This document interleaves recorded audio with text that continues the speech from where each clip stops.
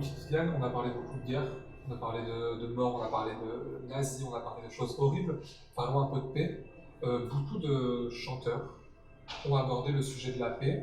On peut notamment penser à John Lennon, à Bob Marley, à Bob Dylan. C'est quoi ton expertise? Est-ce que pour toi, ce sujet de la paix, c'est un truc universel ou c'est vraiment une opposition à la guerre? C'est vrai que les artistes que tu m'as cités sont quand même très connus pour leurs chansons qui font passer un message de paix, mais c'est en général des messages de paix plus universels comme aime ton prochain, aime les autres, sois gentil.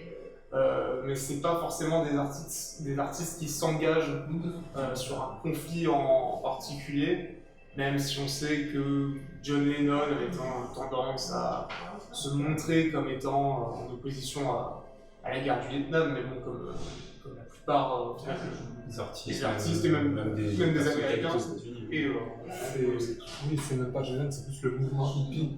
Pacifiste des années 70. En fait, c'est une paix universelle, mais après ça s'inscrit quand même pour moi à un moment de l'histoire où les gens deviennent de plus en plus pacifistes. Là où à une époque, la guerre était vraiment mise en valeur, quoi, tu te souviens. Là en plus c'est une guerre que les Américains vont faire à des milliers de kilomètres de chez eux.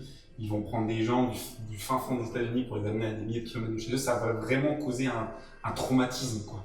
Non, je dirais que du coup ces artistes-là, ils sont plus des symboles de, entre guillemets, peace and love, donc plus le côté amour, alors que par exemple tout à l'heure on parlait du tout, où là il y a un réel engagement par rapport au massacre qu'il y a eu en Irlande. On a Black Sabbath avec les War Pigs.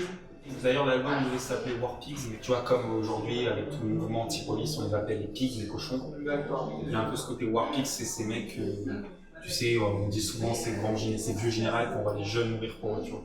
Il y a vraiment un message qui dénonce, mais même qui critique et qui insulte en réalité. Le nom War Pigs c'était vraiment insultant, c'était pour dire ces mecs-là qui veulent à tout prix faire la guerre, clairement ils les emmerdent.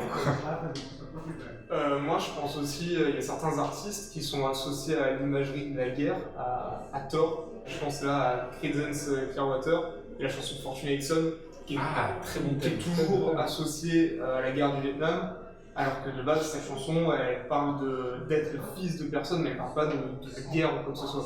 Ça c'est très intéressant. Ça revient sur les films. On revient sur l'utilisation d'une chanson dans la culture va conditionner le symbole qu'elle renvoie auprès du public. C'est vrai. Même Paranoid, c'est utilisé des fois dans des films, oui. etc. Même les Rolling Stones, parce que c'est la même période. Alors ce qui est marrant, c'est que dans les films typiques de la guerre du Vietnam, ils sont en hélicoptère, il y a la musique à fond, ils mettent des musiques pacifistes.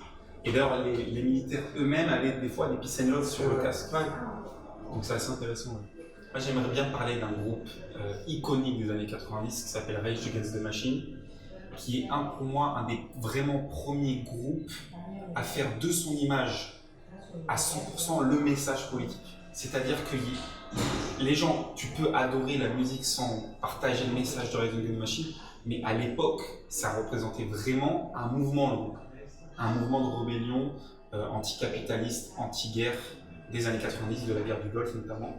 Là, c'est important pour moi Rage Against the Machine parce que c'est vraiment très difficile de séparer l'art du message contre la guerre pacifiste et anticapitaliste. C'est vrai. C'est un peu l'aboutissement des hippies, je trouve, dans le sens où les hippies c'était une rébellion pacifique, et là c'est une rébellion vraiment qui était limite passive en fait. Les hippies, c'était on substituait la société. Là, on se bat directement contre la société, contre la machine en fait.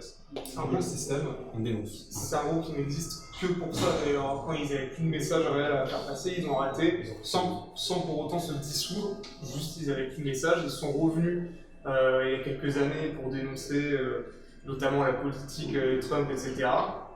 Et là, bon, depuis quelques temps, on les revoit plus parce que ça s'est un peu cassé. Ils reviennent quand ils ont un message important à faire passer.